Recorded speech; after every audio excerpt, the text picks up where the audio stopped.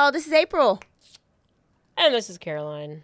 Bloody happy hour here. Thirsty Thursday. What do we have? We have some White Claws, and we have some tequila. And we have some twang lemon salt that Caroline hates, but I'm obsessed with. Yeah, so she's going to lick it while I... Stick it? Stick it? Oh, gosh. Well, that's how this podcast goes, so if you're not prepared, then, get you some better help. Listen to this episode right now. Or commercial right now.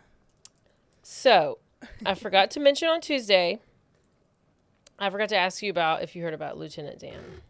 So. Not Forrest Gump, not Lieutenant Forrest Dan. Gump, but I have been seeing that, and I was just thinking Forrest Gump. Okay, as was I. But then I finally You'll dig. I finally started. Caroline hates not knowing. I have the biggest FOMO. Even if she forgets in 7 seconds, the fact that she knew at one point, she's yes, good with that. Yes.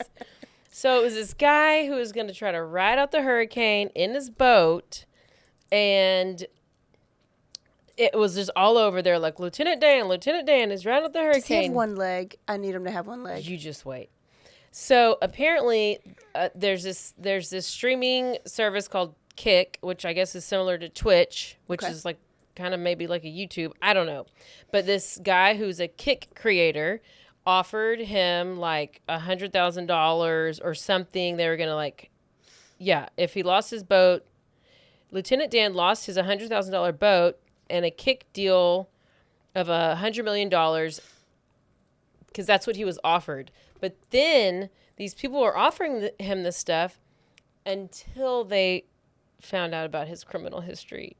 So what did they want him to live stream from the hurricane? No, I think he just became like, I don't know how he even became the news a must thing. have showed him. They must have. But it says, internet sensation Lieutenant Dan has been arrested over a dozen times and is accused of trying to set a woman on fire. 54-year-old Joseph Malinowski went viral for refusing to leave his boat in the Tampa area ahead of Hurricane Milton. There's an open criminal case over whether or not his boat even belongs to him. He's been arrested for battery against law enforcement officer, drug possession, and attempted breaking and entering. In February, Malowski, reportedly got into an argument with a woman who was on a concrete bench. Okay. He approached the woman and poured gasoline on the bench where she was sitting and allegedly set it on fire. Lieutenant Dan then started pouring water on her and tried to light her on fire as well. A GoFundMe was recently set up for him, calling him, quote, the kindest soul who is always ready to lend a hand. And it's raised tens of thousands of dollars. So here's the issue.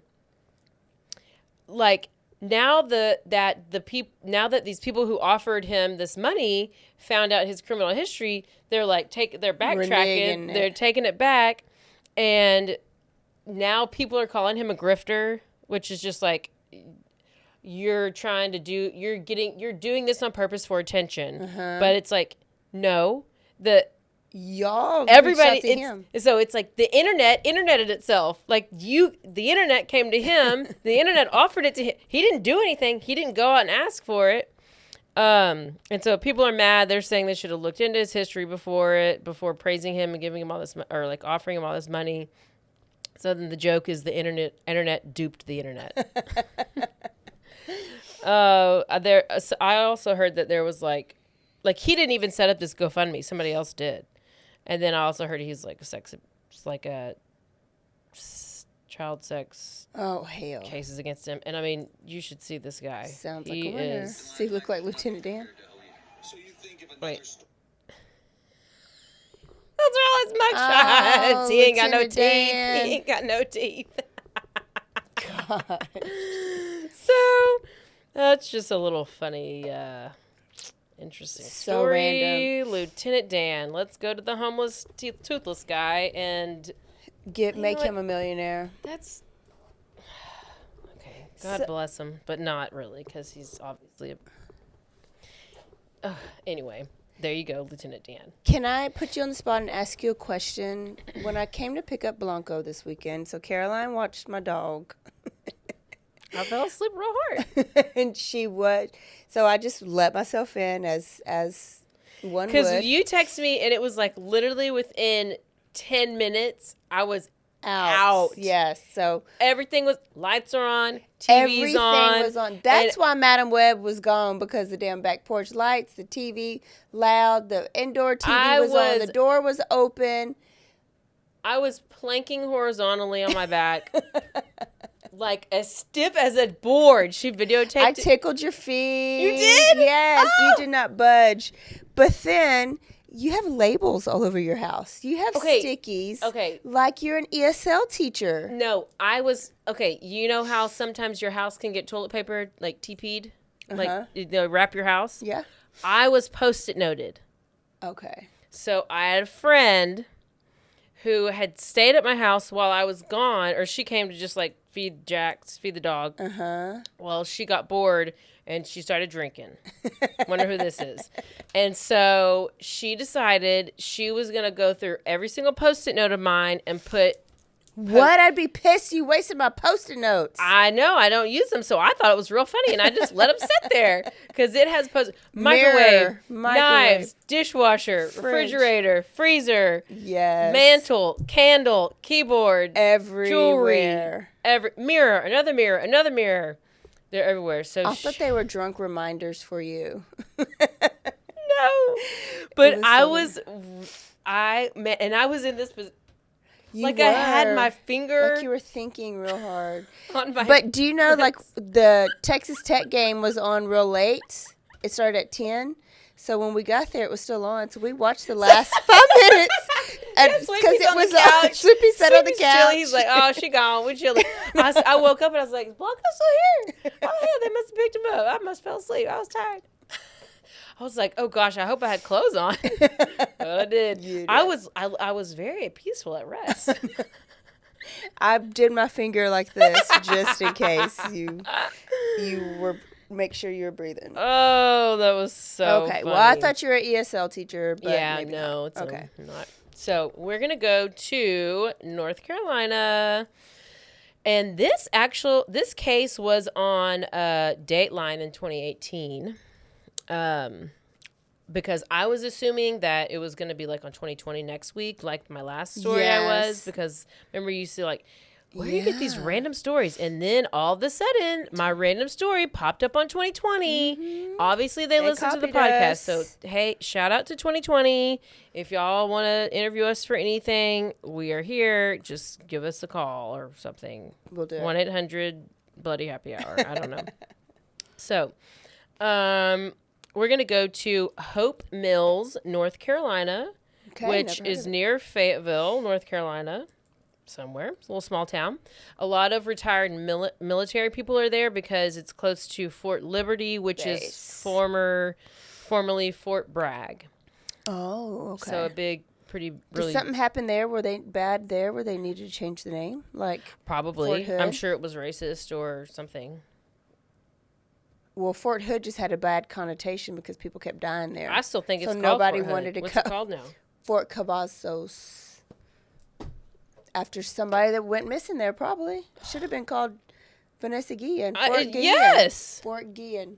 So, in this town, there's a small town, not much to do. A lot of the kids, like high school kids and stuff, will hang out like by this creek that's close by. It's like kind of deep in the woods. They would swim, hang out, camp, whatever. So one person in particular who went out there was 15-year-old Danielle Locklear.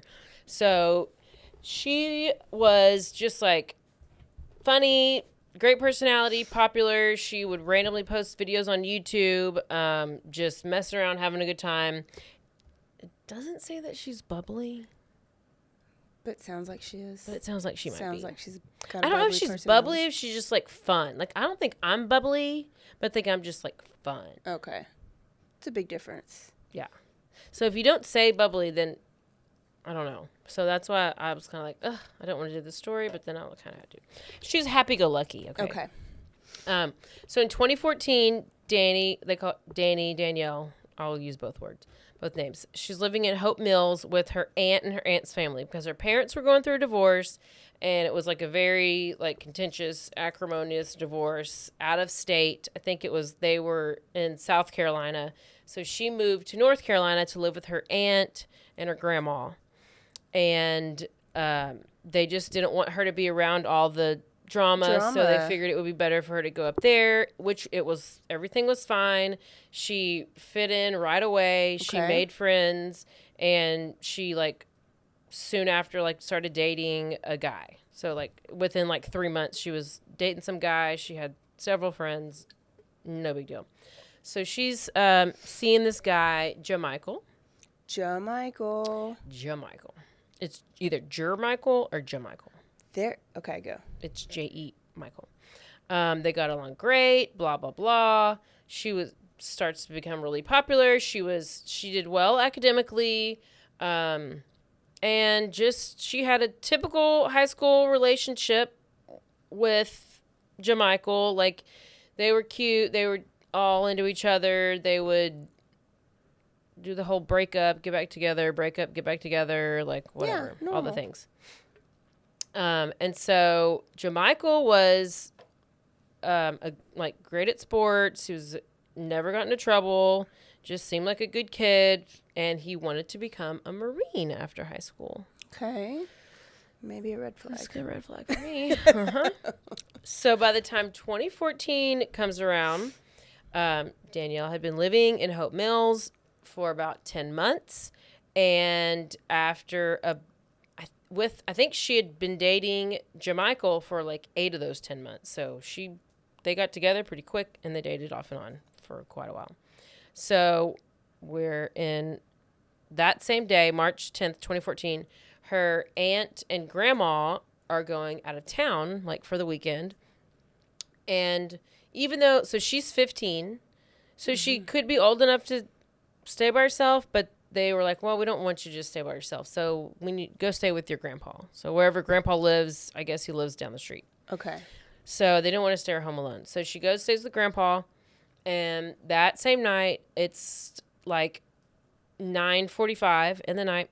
And she's like, hey, grandpa, I have to go drop off a notebook to one of my friends who I go to school with. And it's just like literally a couple of houses down. It'll take 2 minutes and I'll be right back.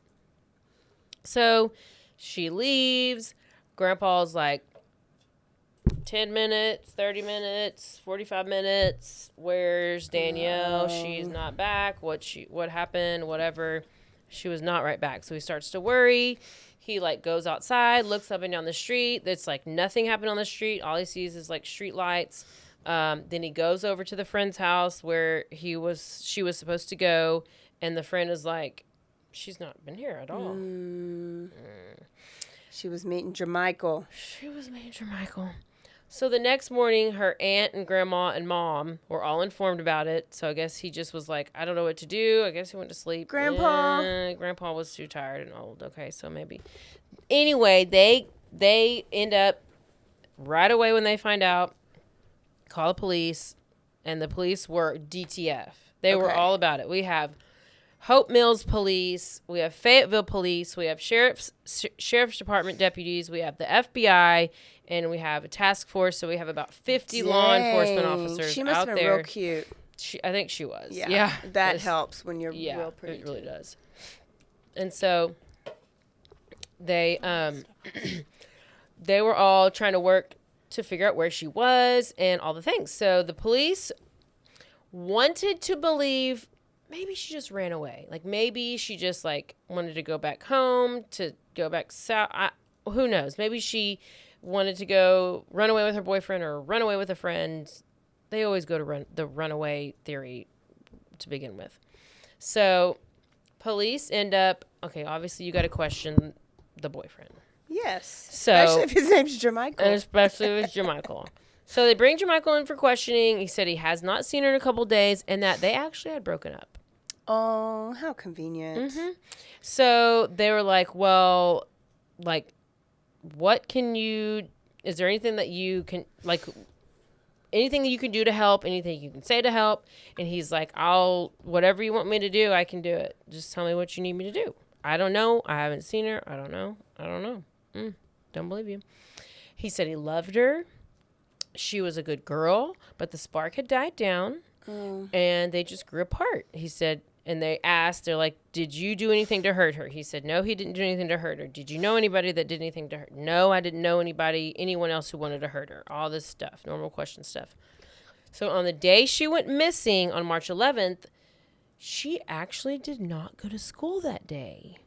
Uh-oh. Which we did not know. They did not know that until obviously she's missing. And then the teachers were like, well, she wasn't at school. And they're like, what? She's not at school? Why was she not at school? So family was completely unaware that she was ditching school. Was Jamichael at school? I don't know. But they had heard whispers and rumors about this creek nearby where all the kids hung out. And like the kids knew like the cool spots to go, not necessarily the parents. Maybe they were like, oh, they're at the creek, but they don't know exactly where at the creek. Mm-hmm. So they are talking to, apparently it's like this no adult zone or whatever. So they find one of the high school kids who is like, hey, let me show you where all the kids go. So they take them out there. They go to the creek and they see something very ominous. They see help, H-E-L-P, like written in like it's like a little bit of dirt and stuff and just like, it's just the creek bed. Yeah. So they see help written out in the like dirt sand area. So they're like, that's odd. Further down this creek, there's like fire pits. It's just like it's wooded, all the things. So there's like trash and stuff. And but they would go there and drink and hang out and have so there's like bonfires. probably empty beer cans and just random trash. And condoms. There's like random pieces of clothing, I'm sure. They came across all kinds of stuff. But when they looked a little further, they found a sock. Uh-oh. And the sock was Danny's sock. And it was a sock. It was like her sleep sock. So like she would go to sleep in these socks or she was wearing them that night. So then like, oh no, we found her sock. I have sleep socks. Okay. Yeah. See? Yeah. And so they're usually like fun little fuzzy socks. Yeah. Warm. So they found one of her sleep socks. And they're like, okay, this is what she would have been wearing as she was getting into bed. So we know that she was here the night that she disappeared. And so we have police, we have firefighters, we have canines all searching the area, come up with nothing. So the friend that Danny was supposed to drop the notebook to at the house that she never went to, they talked to her and she was like, well, actually we hung out like earlier in the day and she was like, because she's basically saying she didn't go to school. We were hanging out together. And that's kind of how they figured out that besides the teachers. But yeah, she was like, yeah, we didn't go to school. We skipped. Danny seemed fine. She didn't seem like anything was wrong. Like, she didn't say she met anybody online. She said that they did go to the creek during the day. And Danny had even been seen on like some CCTV like cameras, just like walking along and just seemed to just be having fun, whatever, walking with friends. They're just going to the creek, skipping school. So nothing seems to be wrong. She doesn't know anything. She's like, yeah, I was with her earlier in the day, and then that's it. I don't know. Okay. So could Danny have met somebody at the creek that night? Maybe. What happened? Somebody had said she had been seen making out with the guy earlier that day at the creek. And it was a classmate, a guy named Angel. Uh-oh. So she making out with Angel at the creek. Cheating on Jamichael. But they broke up. Okay. So Angel was actually cleared pretty quickly because he confirmed that he was with his family during the time that she disappeared. And now it seems like she went to the creek that night. Then from there she vanished and we don't know where she went, so we at least know that she was definitely at the creek that night. Yes. Okay. Multiple people have said yes. So the search has continued. 10 days later, after she's reported missing, police start focusing on this wooded area that's near the creek. Okay. And this is where that they heard she might have been. So I guess it's just kind of down the road from the creek. the immediate family and the grandfather were all questioned, and they were all cleared. Okay. So, once again, let's see. From there, they decided they were going to bring Jamichael back in. They just maybe need to ask a few more questions to Jamichael, because now they found out about this wooded area. This wooded area is like 30, I guess, I don't know how long this creek is, but there's like the creek area, and then you can go travel down. It's like 30 minutes away is where Jamichael lived. So they're like, well, Jamichael, was he at the creek or was he in the wooded area? Because the wooded area is like 30 minutes away. But that's kind of where his house was.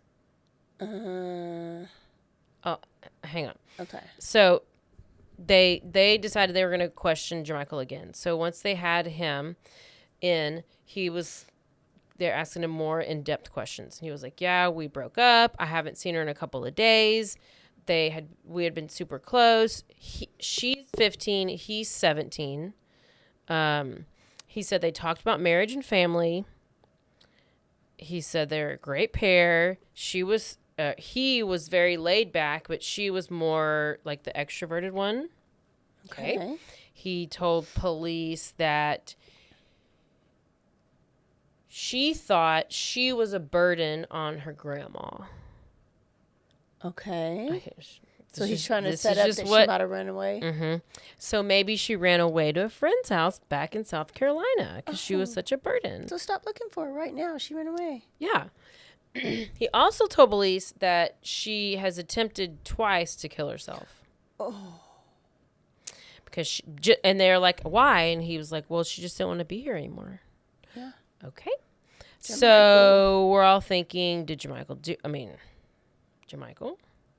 did you have an alibi? Okay, Jamichael has an alibi. Jamichael was at home. His mom and a friend that night had confirmed that he was with them. Okay. But his phone data also showed that he was at home and that he had been texting from his house that night at the time of when everything was happening. Okay.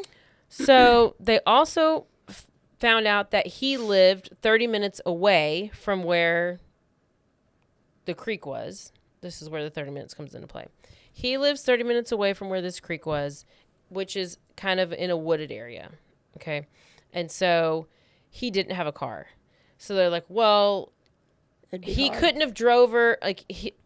How would he have even been over there? He didn't have a car. Obviously, he could have a friend with the car, but he was... Alibi says at home. Phone says it at home. Like, okay, so I guess we're going to clear him and move on. My goodness. So police start investigating some other classmates, and they come across this guy named Derek. And Derek claimed he was best friends with Danielle. Like, just best friends. But nobody else knew that they were even friends at all. Oh. Or they even knew each other, so it was kind of odd. And a rumor started to spread that Derek had asked her out and she said no, so he cut her throat in the woods and left her to die. Oh, that was the rumor? Yeah. So when he was questioned by police, he was like, I barely even know her. I seen her a couple times in the hallway at school. She's beautiful, but she's too preppy and goody-goody for me. No, I do illegal stuff, and I know that them goody-goody girls are going to be snitching on me, so I do not hang out with those goody-goody girls. So this was a false lead. Yeah. Mm-hmm. So, and he had an alibi. He was at home or wherever. He had an alibi. So then they look back into Danielle's phone, and her last ping location was near this Highway 195. They said it was moving fast, meaning she was in a car, but then it stopped pinging, and then that was it. Okay. So one thing that worried police was that the road stretches the entire East Coast from Maine to Florida, and she could be anywhere if she was kidnapped. Yeah, human trafficking is real. Exactly. So police decide, they're like, okay, well, they went back to Derek for some reason. The guy who was best friends with her, but then wasn't friends with her because she was too bad boy Derek. Yes. Right. Okay. So they decided to search his house, and they find a burn pit, knives, and a shovel with what appeared to be blood on it.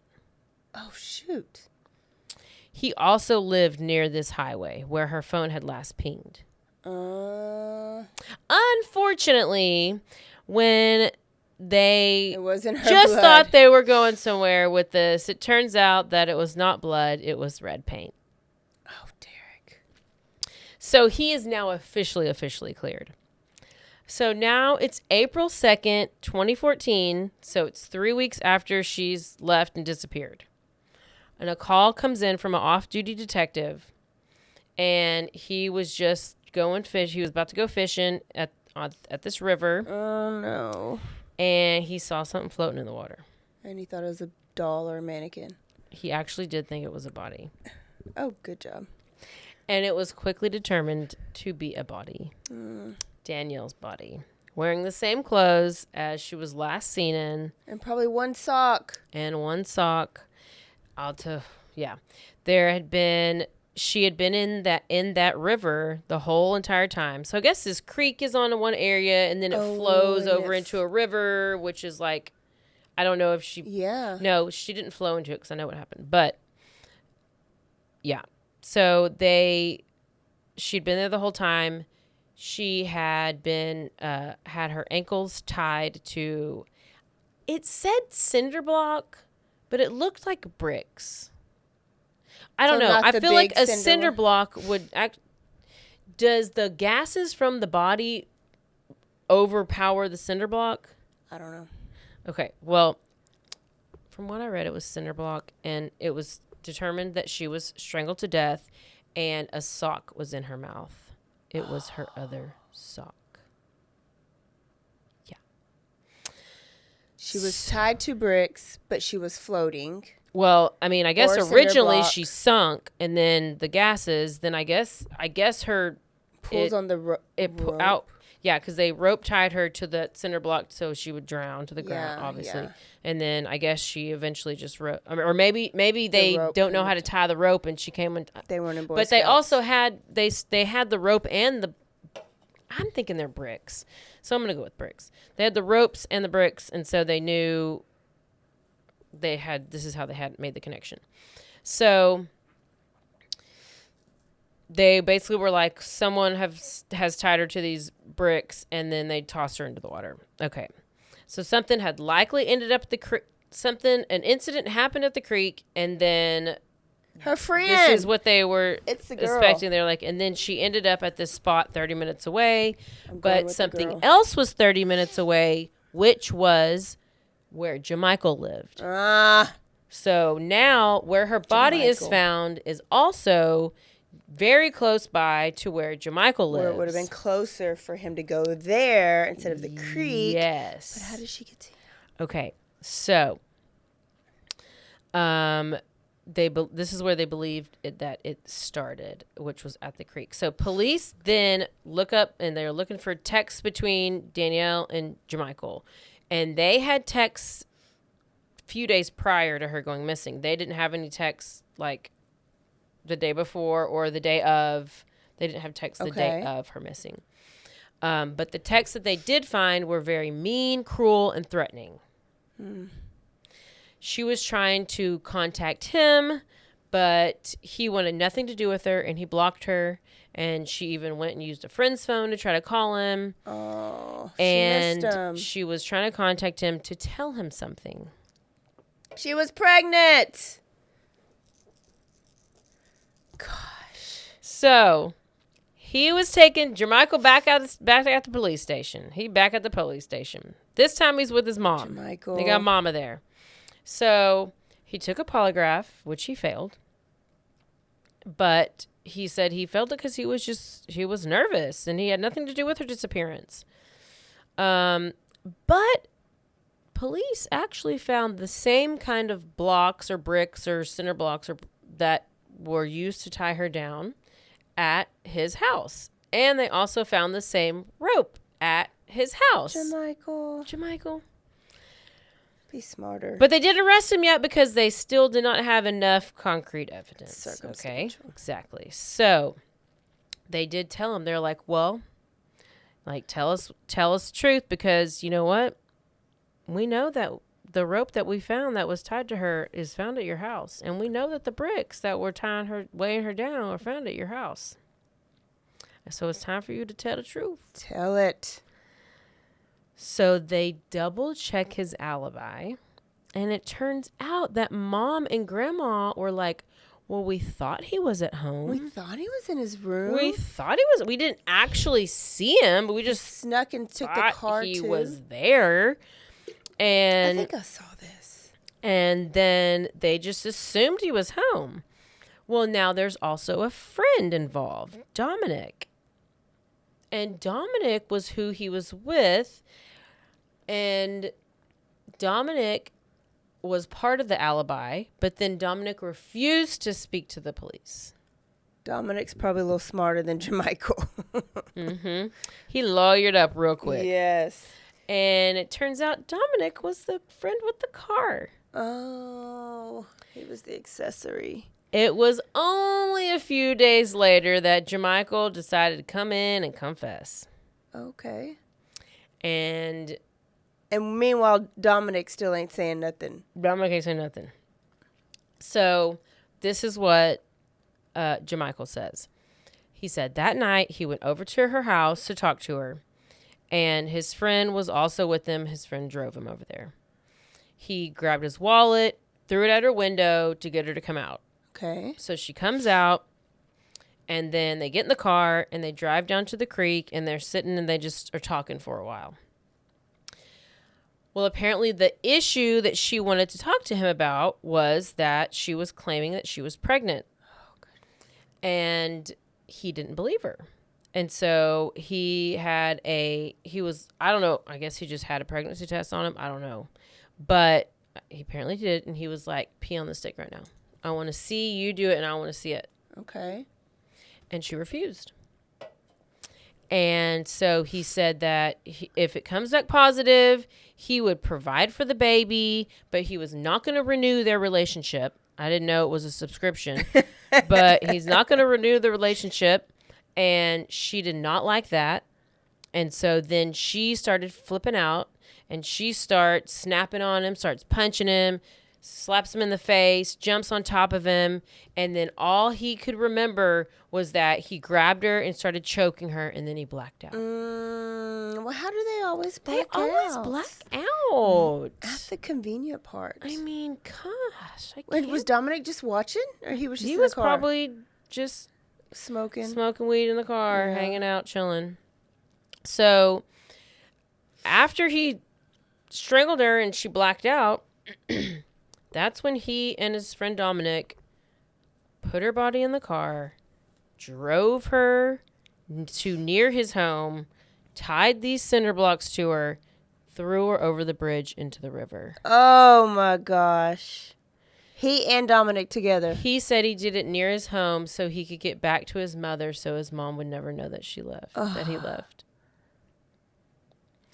He said the friend, Dominic, put the sock in her mouth because she was making a noise. Dominic. Gurgling. And after that, she was, quote, done. Oh. They put her in the car and threw her over the side of the river. And they said to each other, we're taking this to the grave. Tell nobody. So it always works out like that. And Dominic kept his promise. He didn't say shit. Marcus. Or what's his name? That's from last week. Yeah, Jermichael. So going back to the middle of the story where, I said it said help was written in the sand. Apparently that was completely unrelated. Okay. That was just, I guess, some other person asking for help. And the text so remember how it said that his phone, Jermichael's phone was showing that it was at home during the whole time? Well, he had I don't know if he left his phone home, but he had scheduled texts to go out at a certain time, and I guess he left his phone at home, and the text would send, so it would seem like he was at home because there's like a certain... that's premeditated that you were going out there to kill her. Yep, because he had an app to schedule the text, to schedule the app. So... You're premeditating that you need an alibi, which was almost a little smart.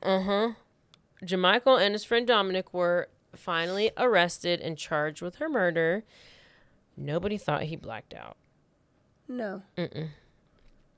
And it was thought that he murdered her because he believed she was pregnant and he did not want to be a baby daddy. Oh, my goodness. Because why would he need to bring her down to the creek and schedule the text, just like you said, if he was not planning on murdering her? Because he obviously was. So he said he had to kill her, and then he would be free to go and do whatever he wanted, and he could go be a Marine, and she was not part of that plan. You could still do it with a baby. Now you really can't do it because you're in jail. And it turns out she wasn't even pregnant at all. I was going to ask. Jermichael pleaded guilty to Okay, so he was initially charged with first-degree murder, but due to the crime being considered a crime of passion, he pled guilty to second-degree murder, and in return he was sentenced to a minimum of 25 to 31 years in prison without the possibility of parole, and Dominic got 6 to 8 years as accessory. Dominic, I think you're stupider. Because you had no eggs in this basket. I don't understand all these accessories. I know. Why are you going to... My next story, we're going to have the same conversation. But, Dominic, you could have drove off while they were at the creek. So, Dominic went in knowing the plan, I feel like. Exactly. Dumbass Dominic. Dominic, you're a dumbass. And Janky Jermichael. Wow. And this is not victim blaming, but... why tell a lie about being pregnant? Because she wanted to get him back, I guess. Maybe she thought that's how she would get him back, and then she was her parents were going through a divorce. He was her comfort. That was her way to feel wanted or needed, or I don't know, loved. I don't know. Yeah. Oh my goodness. I know. And her parents, in their statements, they were like, "I hope that you see see her face and her last breath every single night that you close your eyes and go to sleep." Oh, my goodness. I know. And they were just that. Well, and if he'd have just waited it out, it'd have come out that she was a liar and he would have looked good. Like I had a brother that in high school, somebody went around. My brother didn't even touch this girl and said, "Oh, yeah, I'm pregnant." And this girl was like ugly. And he's like, hell no. And he's like, no way. So we were making fun of my brother for like allegedly having sex with this girl. And it ended up, it was a lie. Mm-hmm. But she was pregnant, but she was pregnant by this other guy that looked like her. She just always had a crush on my brother. But like, oh my gosh. We just waited it out. Yeah. And it came out that it was all a lie. But, like, my brother went through, like, this, he was embarrassed, this desperation stage where he didn't even, like, want to go to school because, like, she's lying, and now everybody thinks that we're going to be together. Oh, my gosh. I would have to come it does put the boy in a scary situation, yeah, but like, not kill. Not kill. There's never excuse. He could have just waited it out, and he would have been vindicated or whatever. Now he's in jail for at least 25 years. Isn't that crazy? What an idiot. These motives. They're dumb. These people are dumb. Have we had a good reason to kill yet? I mean, I would think self-defense. I know, but have we had a story where we're like, kind of... maybe if they, like, raped you and abused you, but yeah, I don't know. Haven't had that. We've had some where it's like, okay, Ed Kemper, I understand why you killed. Or, okay, serial killer, I understand why. Because you went through like a tragic... She didn't have a good reason to kill? No, but she's free. She's free as a bird. Wow. Yep. Good story. There you go. It seems so familiar. You might have watched it on Dateline 2018. I feel like I did. Okay. Good story. We are going to stay in Texas next year. I already got a story picked. I found it like 2 days ago. Next year or next week? Probably both. And then I'm going to Tennessee and Alabama this weekend. So maybe I'll Tennessee and Alabama? They're like right next to each other. Oh, okay. I'm good with maps. Yeah. So Memphis, which I was like, ooh, I got to find a murder site in Memphis. And Soupy was like, Riley Strain. Wait, where was that? Nashville. That's in a couple weeks. Oh, I'm sure we can find a good one in Memphis. Well, Soupy's like, I'm not driving up and down the roads in Memphis because I guess the crime rate is high. They're on first 48 a whole lot. Oh, no. Oh, no. Yeah. Okay. We will see y'all next week for a whole new week of Bloody Happy Hour. More news, a news story, and we're staying in Texas. Don't forget to Stay aware. stay alive. And always be DTF. Bye. Bye.